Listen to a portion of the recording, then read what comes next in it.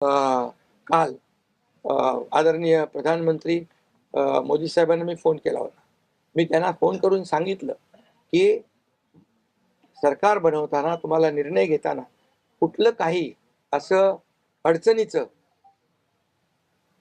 आहे किंवा अडचण आहे माझ्यामुळे किंवा आणखी कुणामुळे हे कधी मनात आणू नका. तुम्ही आम्हाला मदत केलेली आहे.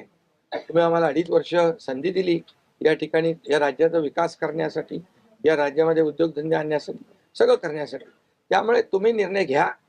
तुम्ही तुमचा निर्णय जो आहे तो निर्णय एक बाबा महायुतीचे म्हणजे प्रमुख म्हणून किंवा एनडीए आमचे एनडीए देशामध्ये एनडीए आणि महाराष्ट्रात महायुती.